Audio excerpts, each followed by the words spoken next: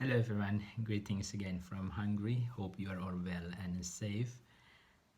A couple years ago, when Saint John Paul II passed away, it was amazing to watch and read the media when the world recalls what a special and wonderful person he was. What struck me the most at that time were the testimonies people gave upon encountering this wonderful figure. There is always something special they felt even in the shortest encounter with him. The two disciples on the road to Emmaus had the same feeling as they walked with Jesus on their journey, only in the hindsight that they recognized or recall how their hearts were burning while listening to the stranger. These two disciples were on their way away from Jerusalem, and unlike Galilee, where they walked with Jesus and witnessed his wonders and wisdom, Jerusalem was somehow a traumatic site for the disciples. It was the place of terror, a place where they lost the very person they rely upon. A memory of that tragedy brings fear to them. Somehow they cannot even comprehend staying there. In other words, they were running away from the reality.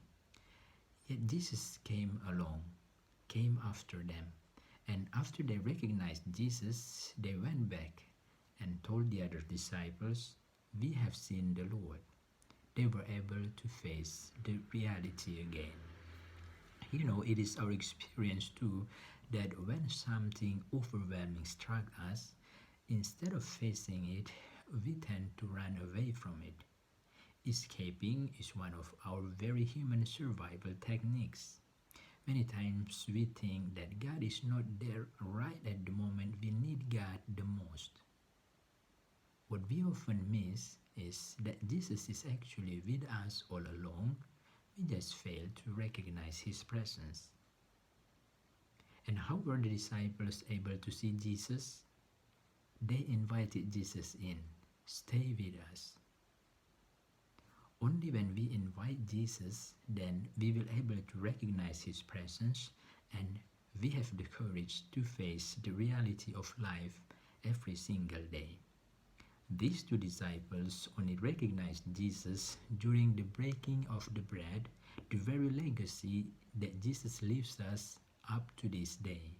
Eucharist is the very reminder Jesus gave us to make us sure that he never abandons us.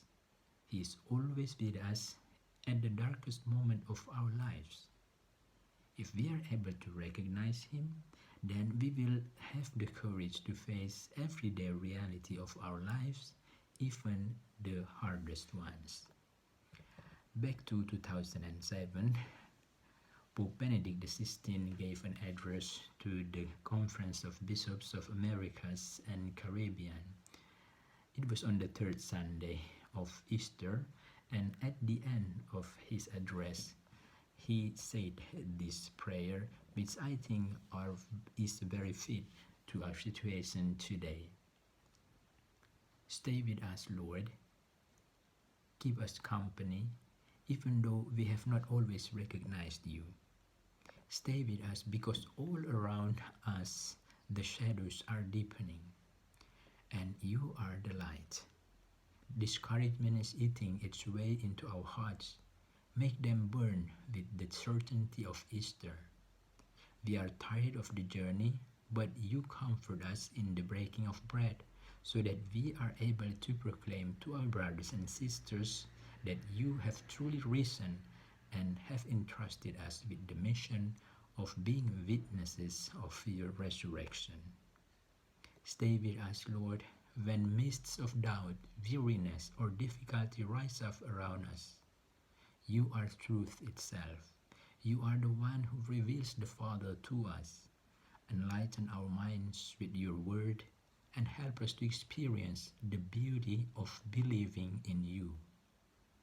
Remain in our families. Enlighten them in their doubts. Sustain them in their difficulties.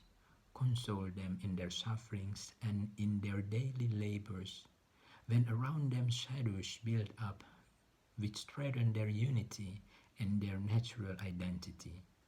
You are life itself.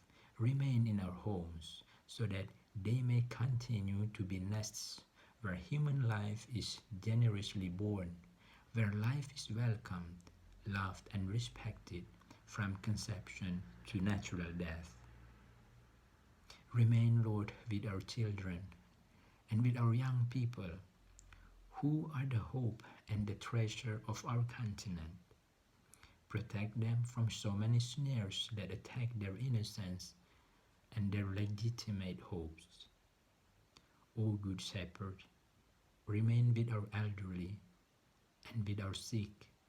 Strengthen them all in faith, so that they may be your disciples and missionaries. Amen. Have a blessed week, and God bless you always.